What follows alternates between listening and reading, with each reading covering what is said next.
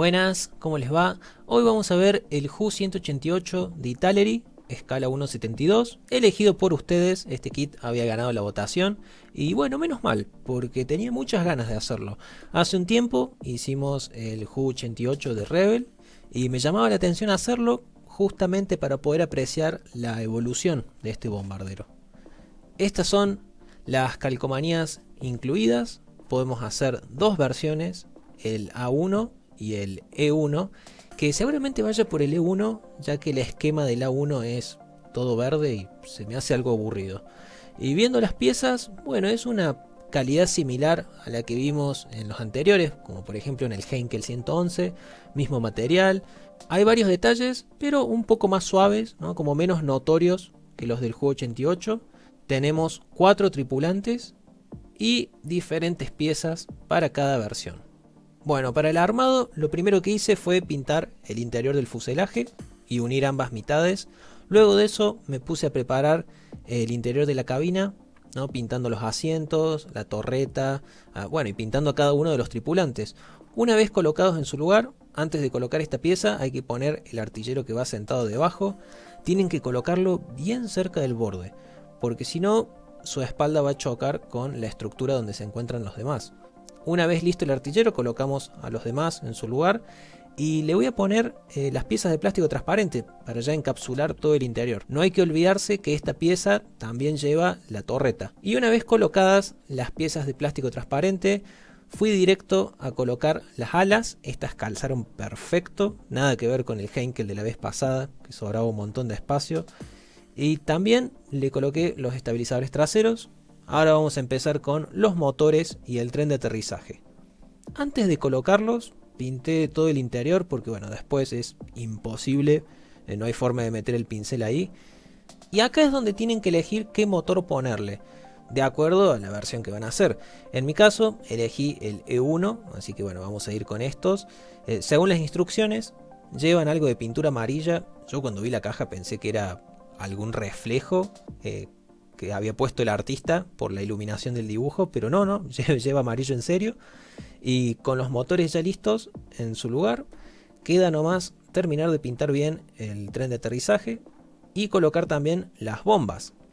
Van a ver que ya pinté de negro toda la parte de abajo, porque si coloco las bombas antes, después no hay forma de acceder ahí con el pincel también, así que bueno, primero pinté todo de negro y después le pegué las bombas.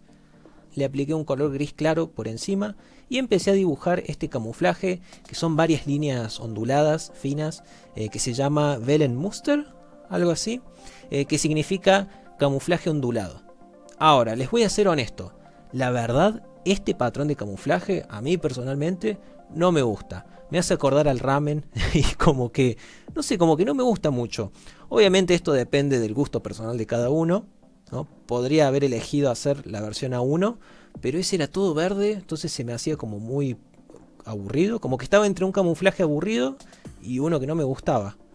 Intenté seguir las líneas del manual y usé un marcador porque no me tenía fe en mantener el mismo espesor utilizando pincel. Le apliqué una capa de pintura gris muy diluida porque las líneas no son negras, son de un color gris oscuro, entonces con esto bajé un poco el negro. Y después empecé a colocar las calcos, son bastante frágiles, ¿no? Creo que de Italeri estas han sido las peores que me han tocado. Y después de algunos detalles con colores metalizados, bueno, ya estaría la maqueta. Ahora, a medida que lo iba terminando, me sentía muy, pero extremadamente muy insatisfecho. Por un lado, ya de entrada no me gustaba este esquema de camuflaje, como les dije. Iba a ser otro personalizado, pero dije, no, bueno, quizá una vez que esté listo me termine de convencer. Pero no fue el caso. Y además, siento que me quedó muy feo, ¿no? Y yo sé que puedo lograr mejores resultados que estos. Entonces me digo, ¿qué pasó acá? Lo que pasó es que lo hice sin ganas. Y cuando uno hace las cosas sin ganas, salen mal. Iba a omitir toda esta parte y pasar directamente al resultado final, pero igual quise incluirla porque en este hobby lo importante es pasarla bien. Siempre va a haber fracasos, va a haber errores, y lo peor que puede pasar es no disfrutar el resultado final, después de tantas horas. Entonces dije, no, bueno, a ver, tengo que salvar esta maqueta, tengo que disfrutarla, tiene que ser algo que a mí me guste colocar en el estante al lado de los demás. Yo así como lo veía no quería ponerlo en el estante junto con los otros. Tengo que lograr un resultado que me haga feliz Entonces, ¿qué esquema de Ju-188 puedo hacer, no? Donde ya se utilice toda la parte de abajo en color negro como para tener que repintar solo lo de arriba. Y me acordé del Ju-188 de War Thunder. Lo he usado varias veces y la primera vez que lo vi se me hizo medio raro este esquema, pero con el tiempo, a medida que lo fui usando, le agarré mucho cariño, ¿no? Y me terminó gustando. Así que repinté la superficie con gris niebla y pinté las partes oscuras, armando un color como un verde muy oscuro, que creo que en la cámara no se nota tanto, parece negro, pero en persona se ve como un verde muy oscuro. Bueno, tal cual como es en el juego, ¿no? Un verde más tirando a marrón, quizá. Para las calcos, podría utilizar las que me sobraron, pero como no son muy buenas, voy a utilizar otras calcos. En total tengo varias que me han sobrado de otros kits. Terminé utilizando algunas de Mr. Craft, por ejemplo, y funcionaron re bien, por suerte.